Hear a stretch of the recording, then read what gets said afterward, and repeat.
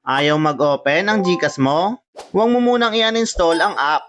May ilang mabilis na steps sa phone mo na kadalasang nakakatulong para gumana ulit ito sa loob lang ng ilang minuto. Maraming users ang nakaka-experience ngayon na hindi mabuksan ang GCash. Minsan stuck sa loading, may error o hindi lang talaga naglo-load. Kung ganito ang nangyayari sa phone mo, sundin mo lang itong mga steps na ito. Pwede kang mag-comment kung anong error ang lumalabas sa GCash mo para matulungan din kita. Una, siguraduhin mong maayos ang internet connection. Mag-switch ka muna sa mobile data o Wi-Fi. Tapos subukan mong buksan ulit ang GCash. Kung ayaw pa rin, pumunta sa settings ng phone mo. Tap apps, hanapin ang GCash. Tapos pindutin ang force stop.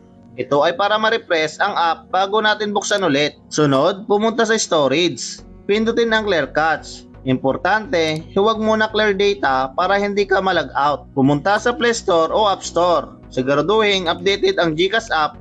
Madalas hindi nagbubukas ang app kapag luma ang version. Kung ayaw pa rin, i-restart ang phone. Pagkabukas, try mong buksan ulit ang GCash. Kung hindi pa rin gumana, pumunta sa settings. Hanapin ang developer options. Kung naka-on ito, i-off mo lang muna. Pagkatapos, i-restart ulit ang phone at subukan mong buksan ang GCash. Sa maraming cases, dito pa lang nagiging okay na ulit ang app. Kung ayaw pa rin mag-open, pwede ka nang dumiretso sa GCash support. Pumunta sa GCash Help Center at piliin ang Submit a Ticket o Chat with Us. Ilagay ang concern mo at hintayin ang reply nila. Kung down ang GCash servers mismo, kahit anong gawin sa phone ay hindi rin magbubukas ang app. Usually, bumabalik din ito after ilang minuto. Kung gumana sa inyo ang steps na ito, comment pic sa baba para makatulong sa ibang users. Sabihin nyo rin kung anong error ang lumalabas sa inyo. Para sa mabilis na GCash at text fixes, mag-subscribe ka sa channel. Marami pa akong tutorials na i-upload. Panoorin mo rin ang next video na lalabas dito para sa iba pang GCash solutions. Maraming salamat!